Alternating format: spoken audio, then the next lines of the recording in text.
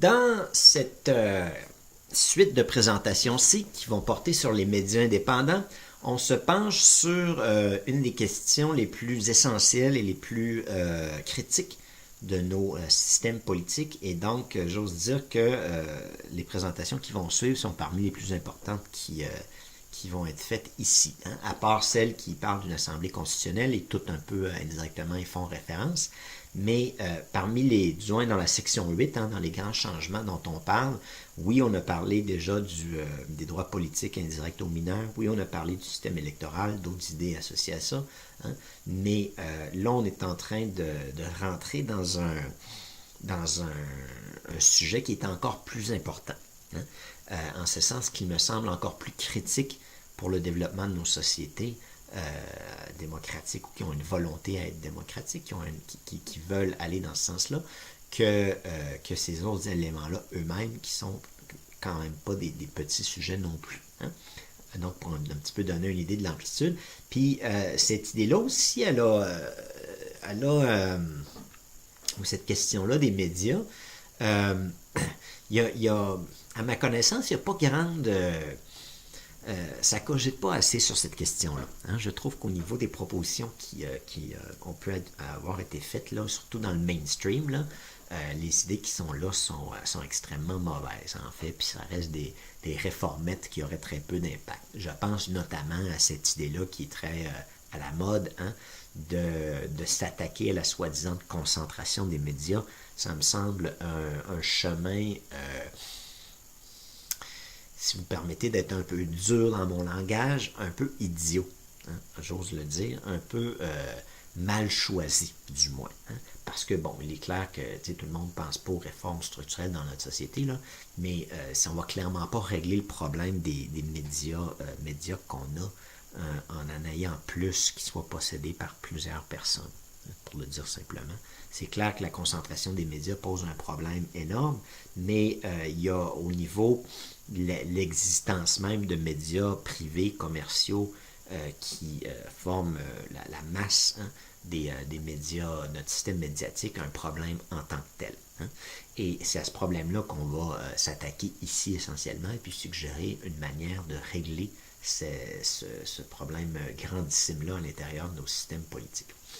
Et donc, dans les présentations qui vont suivre, je vais essayer de séparer ça en diverses parties le plus possible. Hein? Évidemment, toutes les parties s'entrecroisent un peu, mais dans un premier temps, de manière plutôt courte et concise, hein? De manière concise, je vais exposer l'idée. Je vais exposer l'objectif auquel je veux en venir essentiellement. Hein? Puis donc, je vais exposer dans ces grandes lignes l'idée du système de médias indépendants que je veux proposer. Hein? Ensuite, il va falloir, en revanche, hein, avant d'arriver au détail de tout ça, faire un long détour. Puis là, faire une genre d'analyse ou de critique du système existant, hein? De voir c'est quoi ses faiblesses et ses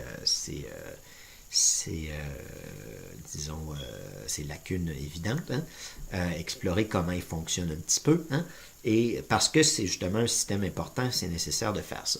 Puis ensuite, on va en arriver finalement aux propositions qui sont un peu les ancêtres de la proposition que moi-même je vais vous faire. Hein? Il y en a quelques-unes qui remontent à plus loin dans le temps. Il y en a d'autres qui sont beaucoup plus récentes, mais qui sont fort apparentées. Hein? Et donc, on va parler un peu de ces propositions-là. Je ne vais pas nécessairement faire un grand discours sur la concentration médiatique. Sur l'idée qu'il faudrait avoir une concentration moins grande, à mon avis, c'est un piège se lancer dans ce débat-là, puis c'est pas satisfaisant du tout comme idée de réforme.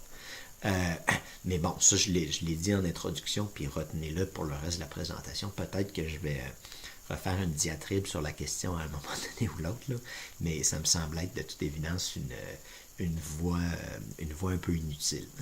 Hein. C'est un petit peu comme... c'est un peu comme si on avait un éléphant devant soi puis qu'on pitchait des roches, tu sais, pour tenter de l'abattre. Disons qu'on voulait l'abattre, là, pas dans le sens que je suis quelqu'un qui voudrait abattre des éléphants, mais supposons qu'on avait un éléphant qui était mauvais puis qu'il faudrait en disposer, hein, puis qu'on essayait de régler le cas avec des cailloux. Et donc, après avoir exposé donc les antécédents, on va en venir à la proposition plus charnue, plus en détail, que je vais exposer dans ces grandes lignes encore, mais de manière plus détaillée. Puis après ça, il va falloir aussi parler de certains éléments techniques par rapport à cette proposition-là, qui relèvent un peu plus d'options possibles, puis de choses qu'on pourrait mettre en place au niveau plus organisationnel. Puis finalement, en arriver aussi à qu'est-ce qu'on aurait comme paysage médiatique, qui est quand même, pour la plupart des gens, je pense, la grande question à se poser. Qu'est-ce qu'on aurait comme paysage médiatique en mettant en place un système comme celui-là? Puis donc, remontons dans cette liste-là, le premier élément dont je veux traiter, c'est quoi essentiellement le système que je vais proposer de manière plus détaillée plus tard dans cette série de présentations aussi. Ce système-là se fonde sur une logique assez simple. Il y a déjà à l'intérieur de notre système médiatique quelques médias indépendants. L'idée, c'est qu'il faudrait, étant donné que les médias sont cruciaux au fonctionnement de nos systèmes politiques qui se veulent démocratiques mais qui ne le sont pas encore, il faudrait donc avoir des médias qui soient tous indépendants, et en arriver à abolir les médias privés et commerciaux, et donc à interdire d'avoir des organisations médiatiques qui donnent des nouvelles de nature politique et sociétale, donc qui informent les citoyens sur des questions politiques essentiellement ou liées aux politiques, et qui soient des entreprises privées. Cette situation-là, on en est venu à l'accepter. Elle me paraît ridicule en elle-même, et donc je vais en arriver à proposer le système que je propose. C'est un système où il y aurait juste des médias indépendants. Donc la question qui se pose après avoir dit ça, l'intention est louable, mais comment est-ce qu'on en arrive à ça? Et là, pour ça, il y a deux éléments qui sont importants, qui nous permettraient d'avoir ça.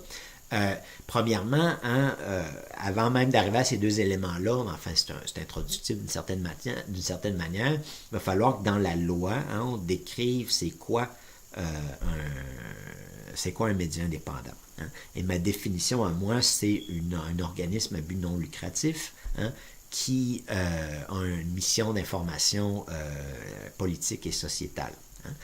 Et là, je suis conscient qu'il y a des frontières qu'il faut qu'on trace autour de ça et tout ça, mais tout ça pour dire qu'il va falloir qu'on définisse un type d'OBNL à l'intérieur de nos sociétés, et que ces médias-là, donc, vont être ceux qu'on considère indépendants, que les autres vont être soit inexistants, abolis ou tout simplement démantelés, et que ces médias-là auront vocation donc à devenir les médias dominants à l'intérieur, ou à devenir les médias finalement à l'intérieur de nos sociétés. Dans la proposition que moi je vais formuler plus tard, il y a comme deux phases. Il y a une phase où on encouragerait les médias indépendants avec un financement dont on va discuter tout de suite. Et puis, il y a une autre phase où l'on abolirait les médias commerciaux, entre autres, puis on démantèlerait aussi les médias d'État. Et donc, je vais en venir à tout ça. Mais les médias d'État qui deviendraient inutiles, puis les médias commerciaux qui, de toute évidence, sont biaisés, donc qui ne sont pas indépendants. Et donc, bien qu'ils réclament de l'être, mais on va rediscuter de leur soi-disant indépendance plus tard. Donc, la question à se poser après ça, on veut des médias indépendants, puis je suis en train de dire qu'il faudrait avoir un système médiatique où ces médias-là sont les médias standards, puis que les autres n'existent pas. Et donc, ils ne peuvent pas venir biaiser le jeu médiatique. La question qui se pose dans la foulée de celle-là, la première, c'est comment est-ce qu'on finance ça? Puis l'autre, c'est comment est-ce qu'on l'organise. Et ces trois questions-là des médias indépendants, du financement, puis l'organisation sont toutes interreliées. Donc, il ne faut pas l'oublier, c'est pas nécessairement un après l'autre, c'est un peu tous ensemble. Pour la question du financement, je propose, et c'est la clé finalement du système qui est proposé, c'est d'utiliser un système de financement par bons citoyens, les bons étant non pas ceux qui ne sont pas mauvais, mais étant un chèque, donc un bon matériel. Et donc, les citoyens auraient chacun un genre de chèque avec une valeur égale, hein, ou un montant d'argent essentiellement, qui pourrait attribuer aux médias de leur choix. Là, il y a un ensemble de questions qu'on se posera plus tard sur combien d'argent qu'il y aurait, puis comment est-ce qu'ils pourraient distribuer ou s'ils peuvent distribuer ce montant-là à divers médias, etc., etc. On reviendra sur le détail, mais retenons cette idée-là que c'est les citoyens de manière égale, avec un même montant pour chacun, qui décideraient de financer le média indépendant de leur choix.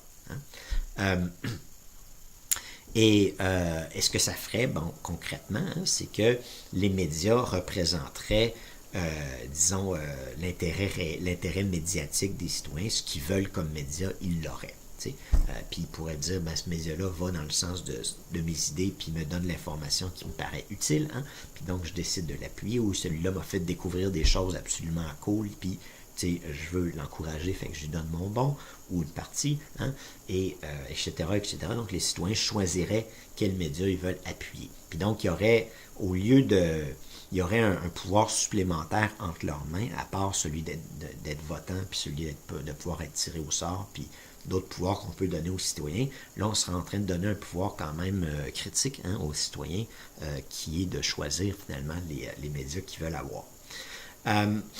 Et on pourra parler des conséquences de ça un peu à la fin, si vous me pardonnez. Là, je suis conscient qu'en évoquant l'idée, il y a d'autres questions qui se posent, mais avec un peu de patience, on va en arriver à dresser le portrait du paysage médiatique qui découlerait d'un système comme celui-là. Hein.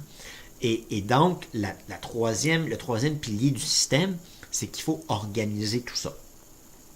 Et là, en ayant explicité les deux premiers piliers, hein, des médias indépendants puis un financement citoyen, on peut tout de suite comprendre qu'on ne peut pas donner un pouvoir comme ça à une assemblée élue, hein, parce qu'elle ne serait pas capable de le gérer de manière convenable. Hein, elle ne serait pas capable de s'empêcher de faire rentrer la partisanerie dans le système, puis de tweaker le système d'un bord quand c'est un parti, puis de le tweaker de l'autre bord quand c'est un autre parti.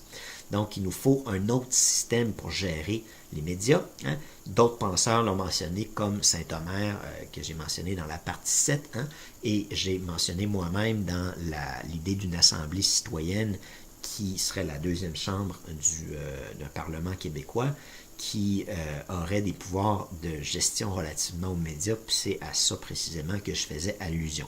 C'est que si on met en place un système comme ça, hein, on ne donne pas de toute évidence ce pouvoir-là aux élus, on le donne aux citoyens qui, eux, vont être capables de gérer de manière indépendante. Hein, en étant citoyens puis en étant tirés au sort, ils vont pouvoir organiser le système pour qu'il soit juste pour tout le monde. Et donc, la définition de c'est quoi un média d'information politique et sociétale, hein, tracer les frontières de ce type d'organisme-là, le budget, comment il est géré essentiellement, hein, comment les bons seraient de quelle valeur, la question de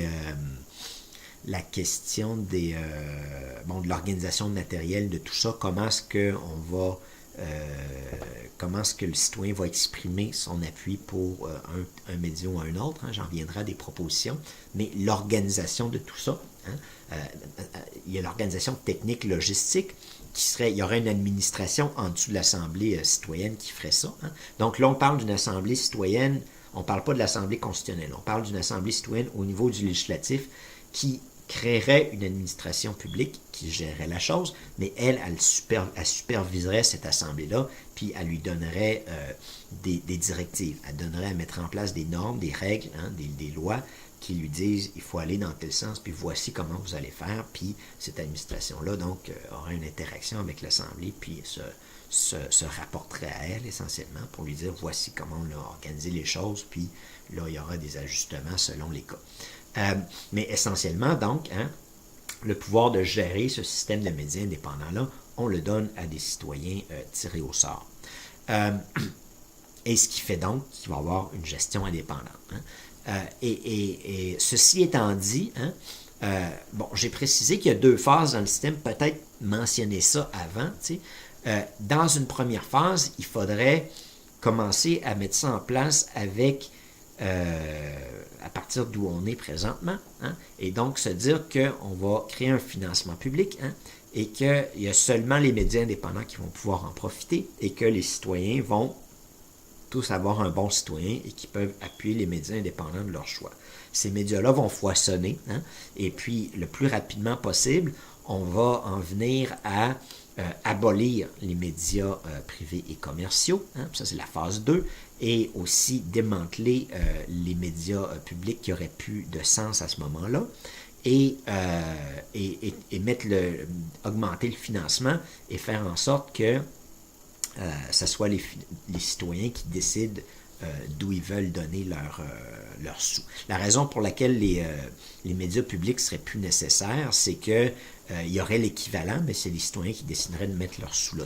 On pourrait même dire aux gens qui constituent, par exemple, Télé-Québec, on va comme, si vous voulez, créer un organisme à but non lucratif, on vous permet d'utiliser ce nom-là parce que vous avez participé à cette organisation-là auparavant, et puis si les citoyens veulent vous financer, ils vont vous financer.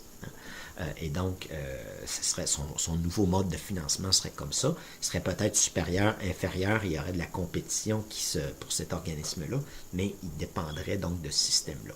Un système un peu apparenté pourrait, les journalistes et puis les médias commerciaux pourraient tenter, auraient l'obligation, s'ils veulent poursuivre dans cette veine-là, de se recycler en tant que médias indépendants, hein, de devenir indépendants. Et à ce moment-là, rentrerait dans un jeu où les citoyens décideraient de financer ces médias-là ou d'autres. Hein. Et donc, essentiellement pour dire qu'il y a deux phases, hein, on en rediscutera plus tard encore une fois. Une première phase, on encourage les médias indépendants qui existent. Il faut d'ailleurs choisir peut-être à l'intérieur de ce camp-là certains types. Peut-être qu'on irait plus vers l'écrit puis l'Internet, mais je ne sais pas. Peut-être qu'on pourrait inclure tout finalement aussi, ce qui est radio puis télé, tout ça. Bien qu'il n'y a pas beaucoup de télé, là, mais qu'on pourrait aller un peu plus large, mais il y aura la question de finalement quel type on finance ou si on finance tout, et puis à quel niveau on les finance aussi. Et dans la deuxième phase, là, on crée un système où le média indépendant devient le média standard, typique ou légal, hein, et que les autres formes de médias qui sont non indépendants et nécessairement biaisés du fait de leur constitution elle-même seront donc en conséquence interdits. Hein. On va encore une fois revenir sur tout ça. Mais une fois ceci, l'idée ayant été exposée, hein, avant d'en arriver à la développer davantage, j'aimerais ça faire un retour sur le système médiatique qui existe présentement.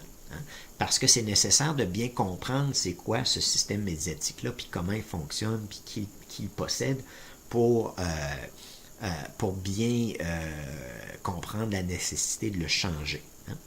Hein. Puis après avoir fait ça, comme je le disais, on en viendra à d'autres propositions qui ont été faites qui sont un peu similaires à celles que je viens de vous faire, et finalement à détailler cette proposition-là elle-même. Mais je pensais que c'était préférable de l'énoncer un peu où on s'en va au début. Hein. Donc présentement, qu'est-ce qui existe comme système médiatique? Je pense que la personne, la référence la plus appropriée pour le comprendre, hein, c'est peut-être pas moi-même, mais je pense que M.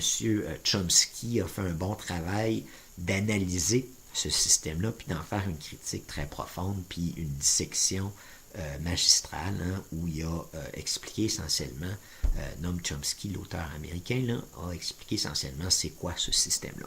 Donc je me permets un peu exceptionnellement de vous renvoyer à ses travaux sur la question. Hein. Il a écrit sur les médias, allez lire ce qu'il a dit. Bon, essentiellement, c'est à peu près la même chose. Hein? Je vais à peu près dans la même veine que ce qu'il dit. Mais je vais me permettre de refaire un petit peu mon topo sur la question qui ne va peut-être pas accoter celui de M. Chomsky, mais qui va tout de même nécessairement dans le même sens.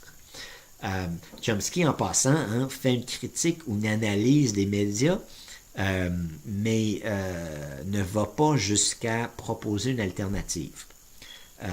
Ce qui est un peu curieux d'une certaine manière, là, mais c'est la réalité. Hein. Chomsky fait une critique forte de ce qui existe, mais n'en vient pas à proposer un système alternatif. Ouais, j'avais une anecdote à raconter, mais je vais peut-être, enfin, je sais pas, je vais peut-être me permettre de l'insérer ici, mais à un moment donné, j'étais aux États-Unis, hein, puis je regardais les médias écrits là-bas, puis je me disais, c'est atroce, ça se peut pas comment que c'est de la chenoute. J'avais pas réalisé que oui, on voit un peu des médias américains, des fois au Québec, par la TV ou autre chose, puis on sait que c'est pas fameux. Mais quand je voyais les médias écrits, je me dis, j'avais un peu, mes espoirs étaient plus grands, disons. Puis à ce moment-là, j'étais plus jeune, puis j'avais écrit à M. Chomsky. Puis j'avais dit, tu sais, à mon avis, vous devriez, avec d'autres penseurs un peu dans le sujet des médias, produire, ou penser, ou imaginer, ou peut-être considérer, hein, produire un genre de petit hebdomadaire pour faire un commentaire sur les médias de la semaine, tu sais, qui, du fait de votre nom puis du prestige que vous avez, pourrait être quand même avoir un auditoire important, hein, surtout si en vous associant aussi avec d'autres personnes. Tu sais. Et à ma grande surprise, M. Chomsky m'a répondu. Il m'a dit, on a un peu jasouillé de cette idée-là par Internet. Et bon, il n'a pas mis en pratique l'idée qu'il avait avancé, mais j'avais été quand même surpris qu'il me réponde, parce que je sais que c'est quelqu'un qui doit être éminemment occupé puis avoir une longue liste de courriels dans sa boîte. Mais c'est à ce moment-là, finalement, que je connaissais pas beaucoup Chomsky, puis je me suis mis un peu à m'intéresser à ce qu'il disait lui-même. Je le connaissais de réputation, hein, suffisamment pour pouvoir lui dire ça, mais c'est à ce moment-là que j'ai réalisé, en fait, que Chomsky avait rien à proposer. Hein? Tout ce qu'il faisait, c'est qu'il mettait à plat le système existant en disant que voici ce que c'est dans la réalité, hein? Voici les intérêts que ça sert, mais qui ne proposait pas vraiment d'alternative. Et peut-être que c'est à partir de là que j'ai commencé à réfléchir puis à en arriver à pondre l'idée qui va vous être présentée ici. Je ne me rappelle pas en fait de la séquence des événements, mais c'est bien possible que ce soit à partir de ce petit échange-là que ça m'a un peu mis la puce à l'oreille, que ce serait intéressant de s'intéresser aux alternatives. En passant, l'idée que j'ai développée, on y reviendra plus tard, ça, mais il y a deux deux profs de communication aux États-Unis qui ont eu une idée à peu près identique à ma phase 1, hein, à la phase où on mettrait en place des bons citoyens pour financer les médias indépendants qui existent. Hein. Eux ne vont pas dans la phase 2, mais ont à peu près essentiellement la même idée. Hein. Ce qui est intéressant, puis on y reviendra, c'est que ces deux personnes-là qui s'appellent McChesney puis Nichols, hein, vont avoir la même idée, mais vont l'argumenter sur une base complètement différente. Hein. Moi, je l'argumentais sur la base de la démocratie, donc j'avais une idée similaire ou identique, d'une certaine manière, auparavant. Moi, je l'argumentais sur la base démocratique, eux l'argumentent sur la base de la qualité des médias. Mais on reviendra à ça plus tard. Puis donc, hein, ce que Chomsky nous dit, mais ce que d'autres personnes aussi, en tant que critique des médias, il y a même, on peut dire, un certain discours qui ne se fondent pas nécessairement sur des livres écrits, mais juste par un constat de la chose, hein, comme une certaine critique alternative qui est existante dans certains milieux. Hein. Mais ce qu'il faut retenir dans ça, hein, dans le cas qui nous occupe, c'est pour bien comprendre la réalité des médias, il faut tout d'abord comprendre que c'est quoi la propriété des médias. Hein. En ce sens que les médias sont des propriétés privées, donc qui appartiennent à des personnes particulières, hein, des individus, et sont aussi des entreprises commerciales. Hein. Et ces deux éléments-là font en sorte que, de toute évidence, hein, ces entreprises-là ne sont pas indépendantes, hein, que ces médias-là ne sont pas indépendants. De manière fort ironique, ils vont prétendre l'être. Hein. Ils vont même se qualifier de médias indépendants puis dire qu'il faut défendre les médias indépendants, mais ils ont à l'esprit des médias commerciaux et privés dans plusieurs pays parce que selon eux, hein, ce serait une assise de notre système démocratique.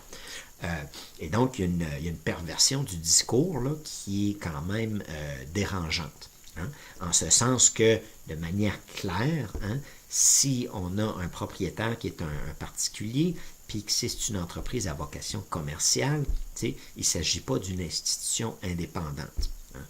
Mais là, les journalistes et puis les gens qui participent à ces organisations-là vont bien sûr nous dire que dans l'exercice de leur fonction, là, ils sont indépendants. En ce sens que le journaliste aurait en principe, puis c'est même pas vrai, en ce sens que tout ce qu'un journaliste écrit doit être accepté, puis peut être raccourci ou modifié par le rédacteur. Et donc, même dans l'exercice de leur fonction, ils ne sont pas vraiment. Mais surtout, là où cette non-indépendance-là se manifeste, c'est que le propriétaire va choisir le rédacteur, ou le président ou quelqu'un d'autre à l'intérieur de l'organisation qui, elle, va choisir le rédacteur, et le rédacteur va engager les journalistes, ou que ce soit quelqu'un d'autre, ça ne change rien, mais il y a une ligne de nomination qui se rattache au propriétaire, qui fait en sorte que finalement les journalistes et les personnes qui participent aux médias ont été nommés par quelqu'un qui a été nommé par le propriétaire, sinon par le propriétaire lui-même, pour les personnes plus importantes. Et ce qui fait que de cette manière-là, les propriétaires ou le propriétaire s'assurent d'avoir des gens qui ne sont pas très loin de sa perspective idéologique. Ce qui est l'intérêt pour ces personnes-là d'avoir des médias, entre autres. C'est aussi des entreprises commerciales et ils veulent faire un profit en les vendant. Et donc, ça veut dire qu'elles ne veulent pas nécessairement, ils n'ont pas nécessairement une mission d'information désintéressée, ça va de soi, ils veulent vendre. Et si on prend un exemple au Québec, M. Péladeau avec ses médias, c'est en fait Péladeau Père dont on parle ici, qui avait les 4 S, qui étaient sexe, spectacle, sport, et puis, je ne me rappelle pas de l'autre, mais et sang, je pense, sans donc violence, pour dire que quand on met ces éléments-là dans un média, on va le vendre. Fait que je ne pense pas que cette philosophie-là relève d'un intérêt d'informer les citoyens de manière équilibrée, neutre et disons, éducative, entre guillemets, ou leur donner une information qui est juste, qui est bonne et qui va les éclairer sur le monde qui est autour d'eux. L'idée, c'est on veut mettre des images puis des sujets qui vont aller chercher, attirer les gens par la passion, par les émotions, et qu'on se fout bien finalement de l'information qu'il y a là. En fait, pas exactement, on s'en fout pas. Plutôt, on veut vendre comme ça, et puis que l'information, c'est une autre question qui aura lieu de traiter un peu séparément. Mais ceci pour dire que cette idée-là que ces médias-là seraient indépendants est absolument ridicule. Pourtant, ils s'en réclament. Et que la nature commerciale de ces organisations-là les pousse dans un sens. Ceci étant dit, ça c'est par rapport à la propriété. Donc, c'est des propriétés privées et c'est des propriétés commerciales. Dans la catégorie privée puis même commerciale, là, il n'est quand même pas anodin de mentionner que les grands médias dans pratiquement tous les pays ou toutes les régions, toutes les provinces, sont des propriétés non seulement privées puis non seulement commerciales, mais là, il y a toujours un peu des exceptions dans le système. Par exemple, au Québec, tu as le Devoir, qui va être une exception à la règle que je vais énoncer, mais les grands médias sont peut-être à 90% en moyenne, des propriétés, peut-être plus, des propriétés de personnes qu'on pourrait appeler des oligarques. Donc des personnes très riches. Donc je parle pas de mon oncle Marcel à Saint-Camille qui avait quelques millions, là. Je parle de plus riche que ça. Pour donner un exemple un peu personnel, il y avait une personne dans le village de ma mère qui était assez aisée, mais c'était pas un petit riche comme ça, c'était, quand on parle de M. Péladeau, puis de la famille Desmarais, puis des Irving, puis des autres propriétaires des médias en Grande-Bretagne, puis aux États-Unis, puis en Australie, on parle de personnes qui sont dans les milliards, puis des fois dans le plusieurs milliards, ou sinon dans les centaines de millions, plutôt vers le 6, 7, 8, 9. Donc, ils ont des fortunes énormes. Puis donc, ces personnes-là ne sont pas seulement un peu aisées. Ils font partie de la crème en tant que fortune. Ils font partie vraiment pas du 1%, mais plutôt du 0.1, du 0.01 peut-être, probablement. Peut-être même plus de zéro que ça. Enfin, certainement plus que ça. Mais ils font partie d'une fraction de personnes qui a beaucoup, beaucoup de puissance économique puis beaucoup de richesse et de capital. Et donc, hein, ils vont un peu de soi, ceci étant dit, que ces personnes-là ont des intérêts, hein, et qui ne vont pas aller se tirer dans le pied en mettant dans leurs médias des gens qui vont parler contre leurs intérêts de manière, disons, fréquente ou absolue. Autrement dit, je serais probablement capable d'être journaliste, mais je compte pas là-dessus, hein, au Québec. Je compte pas sur le fait de pouvoir être engagé par un média au Québec parce que ce que j'aurais à dire irait pratiquement tout le temps contre l'intérêt des propriétaires. Hein. Pas tout le temps, là, mais je veux dire, leur intérêt spirituel peut-être non, mais leur intérêt matériel probablement cause. Hein. Ceci étant dit, leur intérêt moral, peut-être pas, là, mais leur intérêt dans le sens plus restreint, matérialiste du terme, sans doute. Et donc, ceci étant dit, peu importe, là, vous m'excuserez pour les anecdotes un peu personnelles dans la présentation, ou les illustrations, mais c'est que, ces gens-là ont clairement des intérêts. Hein. Si on prend la famille Desmarais au Québec, tu sais, M. Pellado, avant, il y a des médias un peu partout, tu sais, mais les Desmarais, eux, ils ont d'autres types aussi d'entreprises à l'intérieur de la Power Corporation. Ils ont d'autres types de propriétés qui font en sorte que il ne s'agit pas juste d'avoir c'est pas juste des gens qui possèdent beaucoup de médias, il y en a qu'on appelle des moguls des médias, hein, qui sont plus dans cette catégorie-là, mais il y en a aussi qui sont à cheval entre les deux, qui ont beaucoup de médias, mais qui ont aussi beaucoup d'autres choses à côté. Les Irving, par exemple, au Nouveau-Brunswick, rentrent dans cette catégorie-là. Hein. Ces gens-là, de manière scandaleuse, absolument, possèdent plus de 90% de tous les médias écrits dans la petite province du Nouveau-Brunswick. Et ces médias-là sont médiocres. Hein, sont d'un niveau absolument médiocre. Hein, puis sont toutes... il y en a un dans telle ville, un dans l'autre, mais les mêmes articles se brassent entre les 3-4, puis ou entre les 2-3 grandes villes. Là. Notamment, il y a St. John's, il y a Fredericton, puis il y a Moncton, puis ils ont la main partout. Ça, c'est une situation extrême. Hein. C'est probablement l'État provincial au Canada le plus oligarchique, puis le plus dominé par une oligarchie, en l'occurrence par presque une seule famille. Tu as les Irvings, puis tu as aussi les McCain qui ont beaucoup d'argent, mais les Irving en ont plus, puis ont certainement une main un peu plus partout dans la province que les McCain.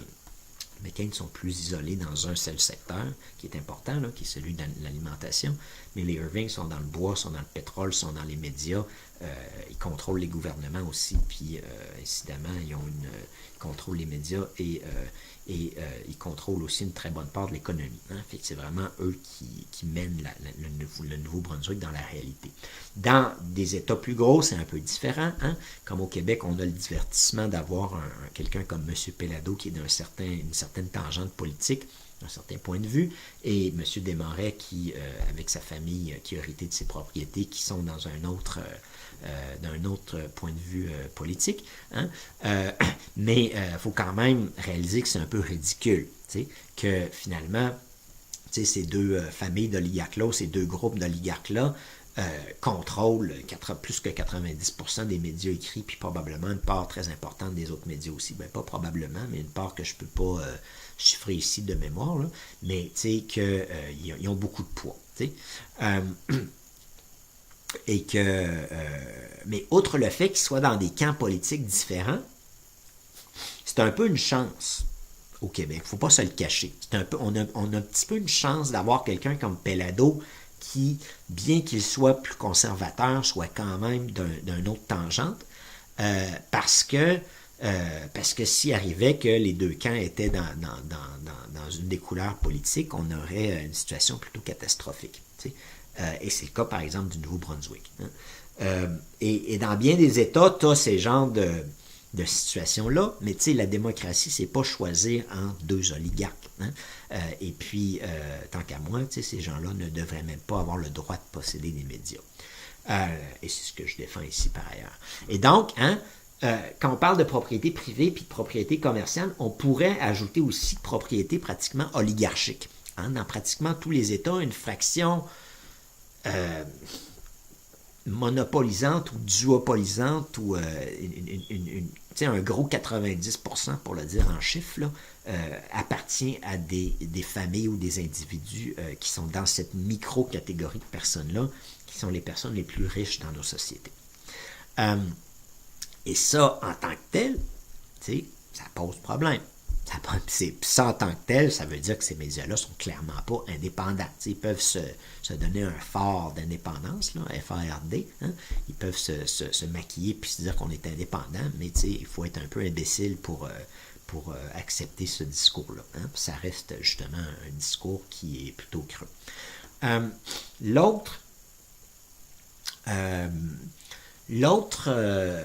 L'autre élément important dans les médias, bon, il y a l'idée là, de la pluralité des types de médias. Ça, il y a des gens qui seraient peut-être plus habiles que moi pour vous en parler, mais il y a les médias écrits, les médias Internet, la radio, la télévision. Et puis, à l'intérieur de ça, il y a beaucoup de changements. Il y a comme une direction qui s'en va plus vers l'Internet, l'écrit est en baisse, etc., etc. Et puis donc, il y a des évolutions importantes à l'intérieur des types de médias comme ça. Mais la propriété reste une caractéristique qui s'applique à tous ces médias-là. Et une autre caractéristique qui s'applique à aussi toutes ces formes de médias-là, c'est que leurs modes de financement se ressemblent. Et dans le financement des médias, on va avoir, on pourrait dire 3 grandes catégories. On va avoir premièrement la publicité, et c'est le problème est là, c'est que souvent la publicité, c'est la principale source de revenus et c'est la principale source de problèmes d'un point de vue démocratique. Il va y avoir ensuite les ventes. Il y a certains qui ne vendent pas, qui donnent les médias parce qu'ils obtiennent plus de financement par la publicité. Ça donne une idée de l'importance de la publicité. Mais les ventes vont aussi constituer une part des revenus, souvent un peu négligeable, ou enfin inférieure à la publicité. Et finalement, il peut y avoir des sources un peu alternatives, comme par exemple les petites annonces qui apportent un petit peu de sous aussi à différents types de médias. Qui sont essentiellement des genres de publicité personnelle, qui n'ont pas un impact là, sur l'idéologie des gens ou sur disons, l'orientation du média en tant que tel. Le problème dans cette catégorie-là, c'est la publicité. Parce que la publicité dépend de la capacité d'acheter un espace publicitaire. Il y a de la compétition pour ça, ce qui fait monter les prix. Puis donc, on veut, les médias, c'est des organes commerciaux qui dépendent de la pub, fait qu'ils vont mettre le prix le plus haut possible qu'ils puissent remplir leur page publicitaire, puis de cette manière-là, payer leurs employés et fonctionner. Et ce que ça fait, donc, c'est que il y a certaines organisations qui peuvent se payer de la publicité et qui le font, et il y en a certaines autres qui ne le font pas. Et celles qui le font, bien sûr, c'est en très, très grande majorité des organisations, soit qui ont des budgets énormes pour d'autres raisons, c'est peut-être des grosses ONG ou l'État lui-même, mais essentiellement, c'est des entreprises privées qui ont suffisamment de sous pour pouvoir profiter de cette publicité-là. Et l'incidence de ça sur la production qui est à l'intérieur des médias, il y en a plusieurs. Mais la grande incidence, c'est que ces personnes-là qui sont leurs publicitaires ont aussi, tout comme les propriétaires, des intérêts. Essentiellement, c'est des grandes entreprises. Et donc, ces grandes entreprises-là veulent que la société aille dans un certain sens, veulent que les décisions publiques se prennent pour leurs intérêts, veulent que leur idéologie se propage et que les gens continuent de consommer, par exemple. Et donc, ne veulent pas avoir des médias, incidemment, qui vont aller contre ces éléments-là. Puis donc, si vous mettez, disons, un clone de moi-même à l'intérieur d'un média comme celui de M. Pellado ou celui de M. Desmarais, puis que je me mettais à dire, ben là, il va falloir qu'on arrête de consommer parce qu'on est en train de détruire. Il va falloir qu'on se dote de médias indépendants parce que mon propriétaire n'est pas indépendant. Mon grand patron de mon entreprise n'est pas indépendant. Et que ce clone-là vous disait aussi qu'il va falloir qu'on mette des régulations sur les entreprises, puis qu'il y a certains produits de luxe d'ailleurs, qu'il va falloir qu'on mette un peu plus d'impôts là-dessus parce que ça contribue à la destruction de l'environnement. supposons, là, puis que je renchérissais, puis que j'écrivais des articles sur les comportements de ces entreprises-là, de ces corporations-là, etc., etc., vous comprendrez que rapidement, hein, mon rédacteur en chef me dirait, ou le rédacteur en chef de mon clone, hein, dirait à mon clone, écoutez, monsieur, oui, on vous a engagé, vous êtes capable d'écrire convenablement, mais il y a un petit peu un problème. Il y a quelque chose que vous n'avez pas compris. Hein? Puis, évidemment, je me ferais rapidement, ou ce clone-là se ferait rapidement mettre à la porte. Hein? Autrement dit, le fait que la propriété dépende de ces gens-là, mais aussi le fait que les publicitaires alimentent les médias, font qu'en fait, c'est un peu comme s'ils possédaient. Hein? Puis que les journalistes ne vont jamais aller de manière trop directe, hein, contre les intérêts de leurs publicitaires, parce que s'ils les perdent, ben, ils vont perdre leur job. Essentiellement en tant qu'organisation du moins. T'sais. Évidemment, il y a des gens qui vont pousser dans un certain sens à l'intérieur des médias, mais quand il va venir le temps de choisir entre ces gens-là qui sont un peu plus critiques, puis des gens qui sont moins, hein, qui sont plus bêtes, comme la plupart des journalistes au Québec, on va choisir les plus bêtes parce que c'est ceux qui sont suffisamment niaiseux pour accepter le discours de ces personnes-là, puis de s'imaginer qu'ils sont indépendants dans l'exercice de leur fonction. Puis ils ont déjà ces idées-là. C'est pas nécessairement une question de profonde stupidité, dans certains cas ça peut l'être, mais c'est une question qu'ils vont choisir des gens qui idéologiquement sont dans le même camp qu'eux autres. Là où il y a de la bêtise, puis de la malhonnêteté, puis de la stupidité, c'est quand ces gens-là vont se réclamer d'être des journalistes indépendants. Ça, c'est ridicule. Là. C'est des gens qui sont à la solde d'oligarques, qui sont à la solde de leurs publicitaires, qui sont à la solde des corporations, et donc qui sont par nature non indépendants. Hein. Ils ont le mot biaisé dans la face, dans le front. Bon, vous m'excuserez pour la dérive, mais ça fait partie de la réalité. Hein? En ce sens que les médias, c'est ça. C'est des gens qui sont au service d'autres personnes. Hein? Bon, à l'intérieur de ce paysage-là, il y a des exceptions. Hein? Il y a des journaux qui sont privés, par exemple. Il y a un exemple au Québec, qui sans doute vous savez de quel journal je parle, qui est privé, mais qui veut conserver son indépendance puis qui se permet d'être un peu plus critique. Mais ce journal-là, aux dernières nouvelles, entre guillemets, devait vendre peut-être 2 ou 3% des journaux au Québec. T'sais. Oui, il s'adresse à un certain auditoire qui est quand même important au Québec, mais c'est pas le principal journal qui informe les Québécois, la masse des Québécois, des orientations que notre société devrait prendre. Hein.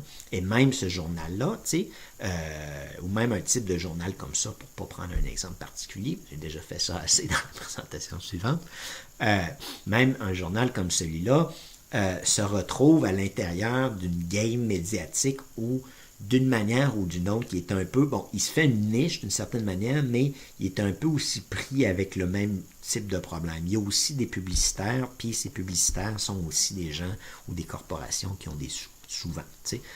Bon, j'ai pas fait une dissection des publicitaires du devoir, mais il faudrait le faire pour justement comprendre de qui ils dépendent.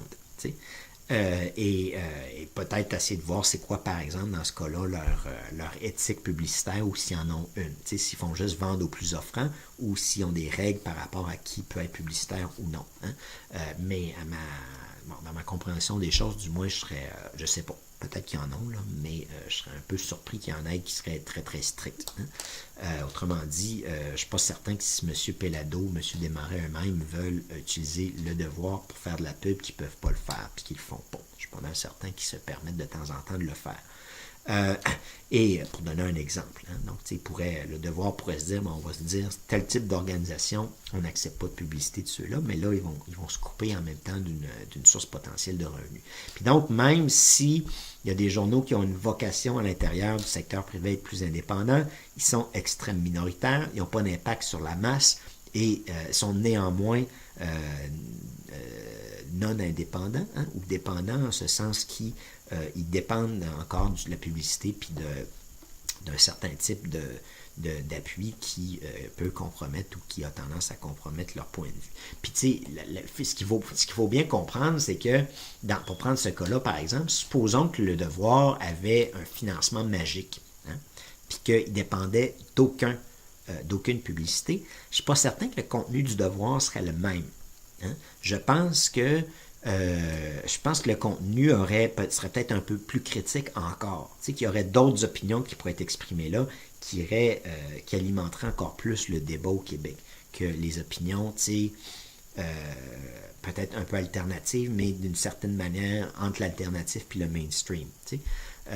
Puis là, je comprends que c'est un peu subtil ce que je viens de dire, puis c'est compliqué de saisir un peu ça, mais ce qu'il faut bien comprendre, c'est qu'on est dans un système, puis que même s'il y a des petites exceptions comme ça, ils n'ont pas de poids au niveau démographique, ils ne vendent pas assez pour avoir une influence, et puis ils font partie des mêmes logiques, en se donnant peut-être une mission, puis en se dotant d'une orientation un peu différente.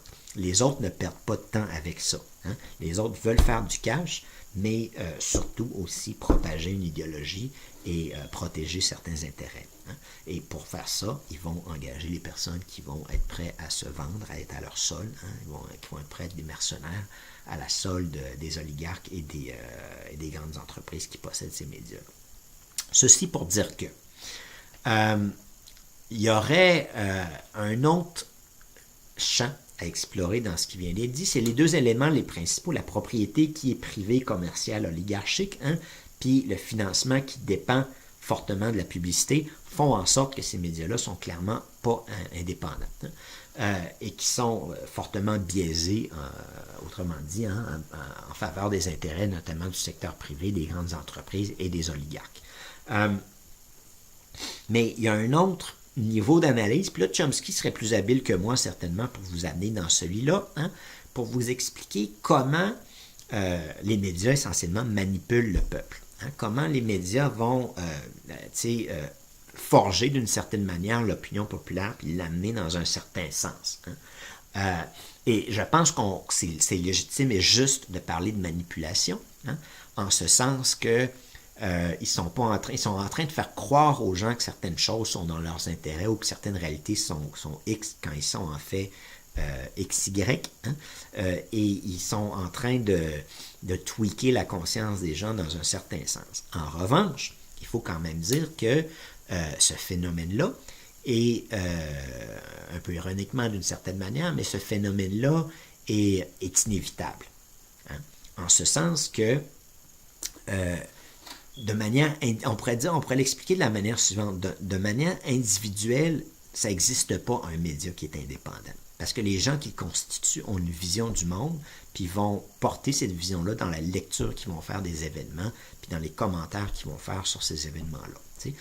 Fait que si vous mettez un ensemble de personnes qui sont, disons, plus alternatives dans leur point de vue d'une manière ou d'une autre, c'est clair qu'ils vont porter cette vision-là sur la réalité des nouvelles puis sur les événements qui se produisent, puis qui vont tendance à pousser leur électorat dans un sens. Et donc, d'une certaine manière, on peut parler de médias indépendants au point de vue qui ne sont pas commerciaux, qui ne sont pas possédés par des oligarques, qui ne sont pas des entreprises privées, puis qui ne dépendent pas de la publicité. Dans ce cas-là, sont indépendants, mais d'un certain point de vue, là où le mot indépendant est plus approprié, c'est pour un système médiatique lui-même. Comme le système que je vais vous proposer en détail plus tard, c'est un système qui serait indépendant, mais il y aurait une diversité. Mais pris individuellement, c'est clair que tous les médias ont un peu leur perspective. Et c'est cette richesse de perspective-là qui, dans une société, pourrait nous donner une société délibérative où il y aurait des débats profonds et plus importants que les débats superficiels et niaiseux qui se produisent présentement dans nos médias. Entre autres, là, je sais qu'il y a des débats un peu plus profonds qui sont mélangés, mais un peu cachés sous la couverte le plus souvent. Puis donc, il y a un ensemble de stratégies, puis là, je vais en évoquer certains, je vais sans doute en oublier plein, mais il y a un ensemble de stratégies qui sont utilisées par les médias, sachant qu'ils représentent un camp très précis à l'intérieur de la société, très particulier aussi. Il y a un ensemble de stratégies donc qui sont utilisées pour désinformer, manipuler, orienter la pensée publique dans un sens ou dans l'autre. Bon, il y a une question d'idéologie, comme je viens de dire, mais il y a aussi à travers ça une question d'honnêteté intellectuelle. Puis parfois, dans ces cas-ci, on va avoir des gens qui vont, violer ces règles-là d'honnêteté de manière plutôt flagrante et qui vont, de cette manière-là, orienté davantage dans un sens. T'sais. Et si on avait un système pluriel où il y avait des gens, d'autres médias qui pouvaient critiquer ces premiers médias-là, là au moins on aurait, il y aurait des gens qui répondraient à ces propos-là malhonnêtes ou biaisés ou formulés de manière trop tendancieuse. Hein. Donc, parmi ces stratégies-là, une des choses qui me semble, qui me vient souvent à l'esprit quand j'en parle ou que j'ai réfléchi, hein, c'est comment les médias vont souvent orienter les choses par omission. Hein. C'est pour expliquer comment c'est subtil l'information puis la communication. Hein. C'est que, bon, c'est pas si subtil que ça dit de même, mais c'est quand même, quand on rentre dans le grand thème de ce qui figure pas à l'intérieur des discours médiatiques, on s'aperçoit qu'il y a plusieurs choses, en fait, qui ne figurent pas.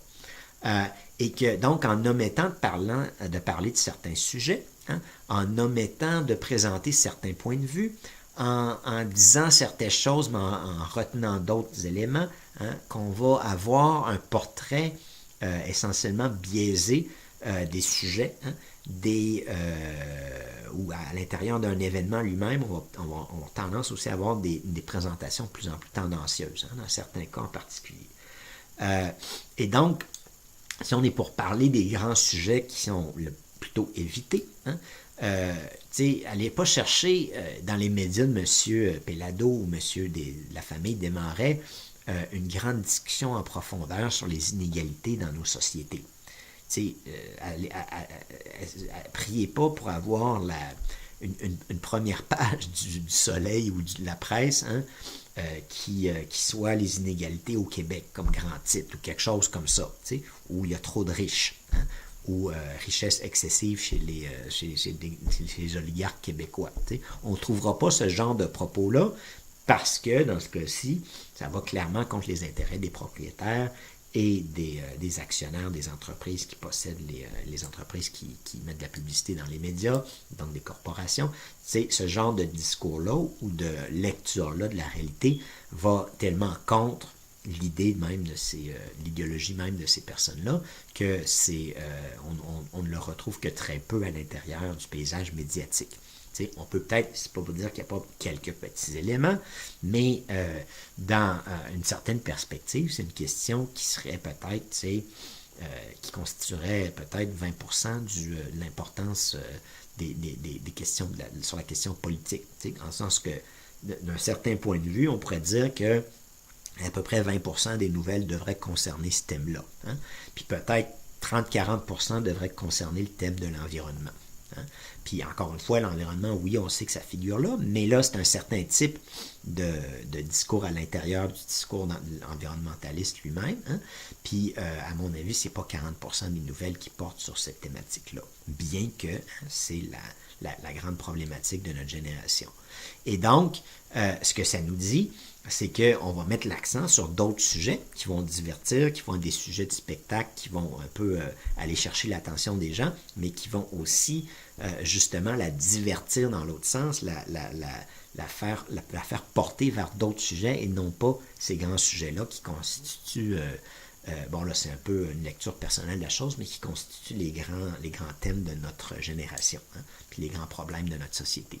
Et donc, de cette manière-là, hein, on va porter l'attention ailleurs.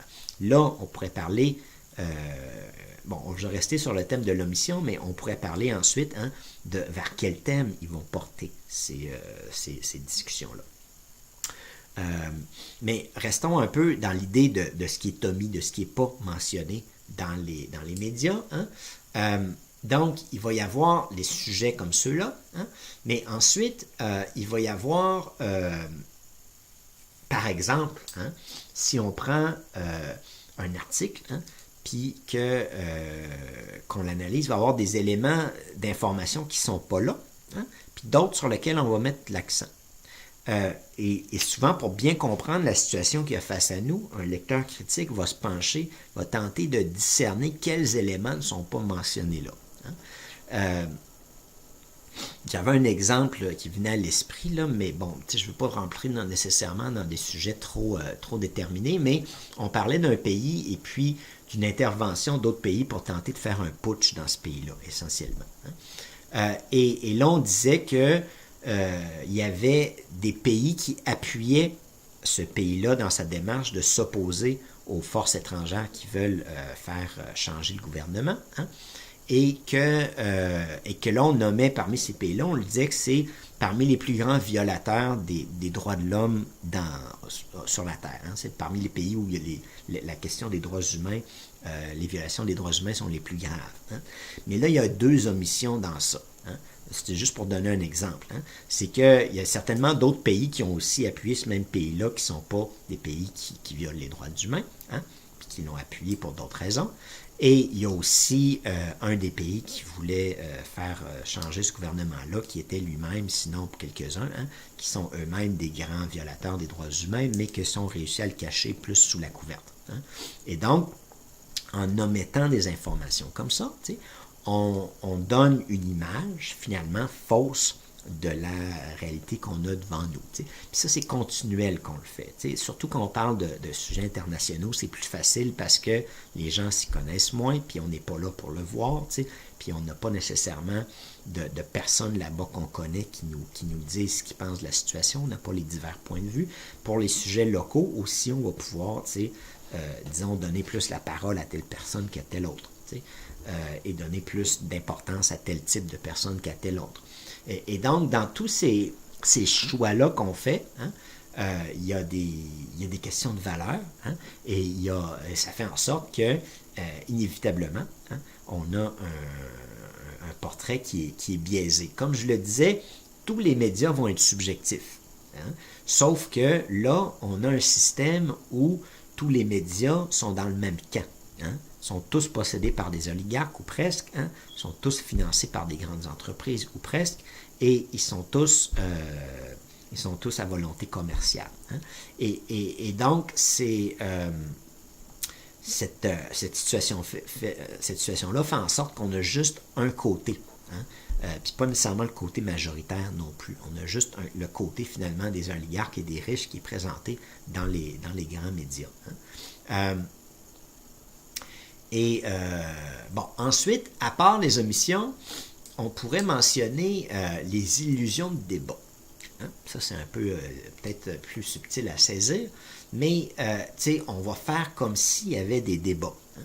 Puis pour faire ça, on va mettre en place des gens qui ont des opinions qui diffèrent un peu, mais au lieu d'avoir un spectre d'opinions qui est large comme mes 2 mains, hein, on va avoir un spectre qui est large comme ça, puis qui exclut une partie, puis qui donne 2 opinions qui sont de ce bord-là. Hein. Puis donc, on va présenter peut-être ça comme étant la gauche, puis ça comme étant le centre droit, hein. Puis on va dire, ceux-là, on considère qu'ils sont un petit peu extrémistes, hein. Puis ceux-là, on les présente un peu plus comme le mainstream. Mais dans la réalité de la société, c'est ça qu'on a. Hein. Fait que donc, autrement dit, on présente un débat qui est fortement biaisé lui-même et puis qui ne représente pas l'ensemble des tendances dans la société de manière équitable, bien sûr. Hein. Et encore une fois, les médias, s'il y a des médias de l'autre côté, ils vont peut-être avoir tendance à faire la même chose. Mais s'il y a les 2 types de médias, là, il va y avoir une délibération entre ces 2 types de médias. Présentement, on a juste ce type-là. Hein. Fait qu'il manque une autre catégorie de médias qui se retrouve, en termes d'importance, à être très, très réduite, puis à se retrouver comme médias indépendants ou médias un peu à la marge, essentiellement, du système existant. Hein. Et donc, on va avoir des faux débats comme ça qui ne représentent pas le spectre réel des opinions dans la population. Ensuite, hein, on va avoir parfois des fausses nouvelles. Hein. Je ne sais pas dans quelle mesure au Québec c'est fréquent. Je parle pas du phénomène plus récent, comme on appelait ça, donc des fake news, des nouvelles absolument fausses qui sont créées par des gens, mais on va avoir, ce à quoi je fais allusion, c'est plus grave en fait. Hein, parce que ces nouvelles-là, à un moment donné, c'est évident que c'est des conneries là, pour quelqu'un qui s'y intéresse. T'sais. On a juste à fouiller pour s'apercevoir que c'est pas vrai. Éventuellement, on en vient à la conclusion, il y a quelqu'un de plus crédible qui démontre que c'est pas vrai. Mais ce à quoi je fais allusion, c'est davantage des entreprises qui vont, par exemple, payer un média, hein, et qui vont présenter non pas une page publicitaire, mais un article qui, incidemment, va complètement dans le sens de leurs intérêts. Hein. et qui est présenté comme une pièce d'information neutre, quand c'est finalement une publicité qui est achetée. Hein. Je ne sais pas dans quelle mesure au Québec ça se fait, mais je sais que ça se fait aux États-Unis. Hein. Donc, tu as des stratégies là qui sont extrêmement perverses parce qu'on donne l'illusion que c'est quelque chose au lecteur ou à la personne qui entend ou qui voit cette nouvelle-là. Et en réalité, hein, c'est vraiment pas une nouvelle, mais c'est une page publicitaire ou un article publicitaire qui est payé par quelqu'un. Ensuite, là, on peut revenir sur l'idée qu'on a mentionnée précédemment par rapport aux omissions.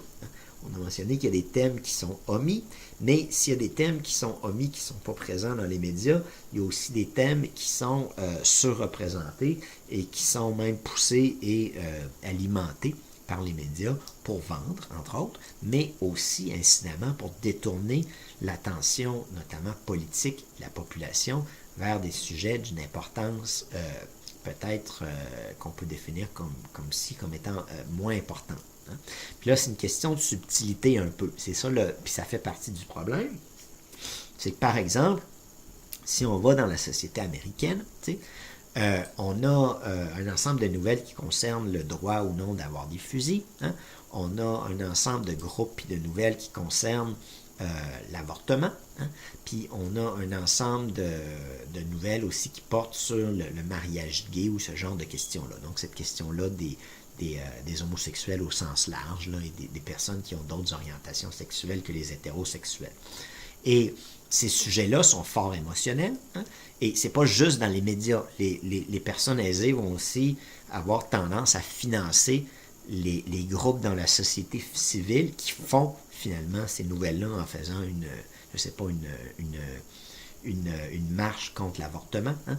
Donc, il va y avoir un financement, pas juste une propriété des médias, mais il va y avoir aussi, on va financer d'autres organes qui vont un peu se mettre à la une, si on pourrait dire, mais qui, avec cette constellation-là de personnes qui organisent des choses, puis de sujets comme ça, on va avoir une situation où, aux États-Unis, on va facilement rentrer dans les deux camps. Puis c'est ça qui est intéressant, hein? C'est que c'est pas seulement les camps qui sont visés directement par ces sujets-là qui vont rentrer dans ces débats-là, mais les autres camps vont être forcés un peu, hein, puis peut-être un peu par paresse intellectuelle, là, de prendre position, puis vont canaliser des énergies vers ces débats-là. Autrement dit, on détourne l'attention des gens des grands débats de société en focalisant sur des débats qui sont peut-être, disons, qui sont variables entre mineurs et d'une importance moyenne. Hein, mais on a des grands sujets comme l'environnement puis les inégalités qui sont presque pas abordés, tandis que ces questions-là concernent tout le monde, puis concernent d'ailleurs, c'est les trois sujets que je viens d'évoquer pour donner un exemple. Puis en revanche, on va mettre l'accent sur ces sujets très émotionnels-là pour détourner l'attention des grandes problématiques qu'on a face à nous. Hein. Et c'est pas pour dire que ces sujets-là ne doivent pas figurer à l'ordre du jour politique, puis c'est pas des sujets réels. Hein. Il y a le sujet, mettons, du multiculturalisme au Québec qui rentre un peu là-dedans aussi. T'sais, on sait que c'est un sujet chaud, puis donc on va mettre l'accent là-dessus, puis faire ça, hein, ça va faire en sorte qu'on s'empêche de parler d'inégalité, d'économie, et pas d'économie dans le sens nécessairement, on va parler un peu de l'économie, mais l'économie dans le sens plus justice du terme, là. Mais on va s'empêcher de parler de thématiques comme celle-là parce qu'on va concentrer l'attention sur ces sujets-là. Puis là, il y a vraiment une manipulation habile, j'ose le dire, de la conscience populaire. Parce que il y a des personnes qui ont des intérêts sur ces questions-là, évidemment, puis ils vont avoir intérêt à rentrer dans le jeu. Elle va dire, c'est un sujet qui est extrêmement important, qui nous concerne ou qui concerne individuellement, et qui vont donc un peu mettre de l'huile sur le feu inconsciemment en détournant l'attention, en rentrant dans le jeu de ces grands lobbies-là, puis de ces médias-là, qui poussent dans un certain sens pour éviter qu'on se penche sur d'autres questions. Et là, ça devient, autrement dit, ces grandes corporations-là, puis les oligarques vont essentiellement utiliser la stratégie énoncée par Machiavel, qui est diviser pour régner. Ils vont réussir à diviser l'opposition sur la base de ces questions-là ou à détourner leur attention pour faire en sorte que pendant qu'ils débattent de ça, il y a d'autres choses plus importantes, d'une certaine manière, là, ou plus critiques qui se fait derrière. Et donc ça, c'est une des très grandes stratégies aussi qui est utilisée, qui va avec celle des omissions. Hein. On va omettre des sujets, c'est sur ça qu'on devrait mettre l'accent, mais on va aussi donner une carotte à la population en les disant voici quelque chose qui est chaud, jaser de ça. T'sais.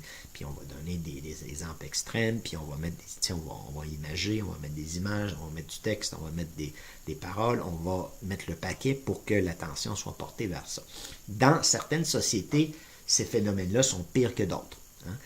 Je pense notamment aux États-Unis, c'est absolument clair que c'est encore plus scandaleux que ce qui se passe au Québec, mais on n'est clairement pas immunisé contre ça, puis à notre manière, puis considérant la réalité des Québécois, on a réussi aussi dans les médias québécois à faire porter l'attention sur certaines thématiques qui sont moins importantes que d'autres. Évidemment, ça dépend des sociétés.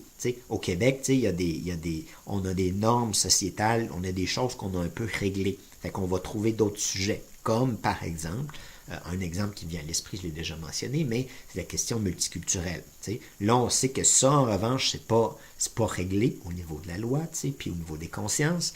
Et puis donc, on va mettre le feu là-dessus, puis on va avoir des médias pratiquement anti, si on va regarder ce qu'on appelle les soi-disant radios poubelles au Québec. Et on va avoir des médias anti qui vont faire finalement qui vont vendre leur production médiatique sur la base essentiellement d'un discours qui s'attaque beaucoup à ça. Pas exclusivement, là, mais c'est là qu'ils vont aller chercher, disons, un auditoire plus important, puis qui vont réussir à mettre ces idées-là dans la tête des gens. Hein. Et donc, hein, c'est pas juste quelle nouvelle, c'est aussi il y a des médias entiers qui vont dans un sens, hein, qui poussent la population dans un sens.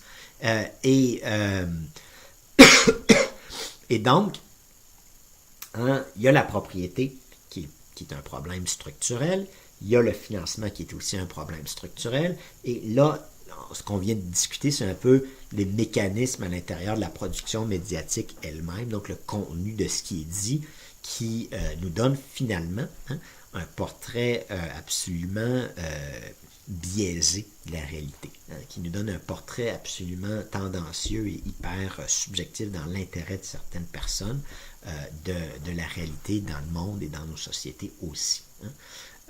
Et l'humain étant quand même très suggestif, est un peu victime de la suggestion assez facilement, ça fait en sorte que même avec les meilleures intentions du monde, il serait difficile de résister à ça, et que essentiellement la seule manière de résister à ça, c'est de ne pas lire ces nouvelles-là et de chercher des informations ailleurs. T'sais. Puis là, il faut prendre le temps de le faire. C'est pas compliqué. Ces informations-là ils ont moins de financement pour les produire. Hein? Et donc, ça devient tout de suite compliqué pour avoir de l'information complémentaire de qualité, hein, ou de l'information qui est critique par rapport à ce type de discours-là qui est de qualité. Et donc, ceci étant dit, l'intérêt si on peut le dire de manière un petit peu brusque, de mettre la hache dans ce système-là et de le remplacer par quelque chose d'autre. Hein. Et c'est donc le sujet qui va être abordé dans la prochaine présentation qui fait suite à celle-ci, hein, sur les alternatives un peu dans l'histoire qui se sont offertes, et aussi sur le modèle ou le système que je vais proposer moi-même, qui est une extension un peu de ces autres idées-là. Et comme je le disais, après avoir jasé tout ça, il y a peut-être une troisième présentation, ou peut-être l'intégrale à la deuxième, je ne sais pas, où on va discuter de qu'est-ce qu'on aurait comme société avec des médias indépendants. Hein? Qu'est-ce qu'on aurait si on avait des médias pluriels, puis on avait une véritable délibération à l'intérieur de notre société, ce serait quoi les effets de ça? Et là, évidemment, il s'agira un peu spéculatif, mais c'est important d'aller dans ce champ-là pour se donner une idée. Hein? de vers quoi on se dirige en adoptant un système de médias qui serait indépendant comme celui que je vais proposer. Donc, je vous laisse là-dessus et on termine la discussion dans la prochaine présentation.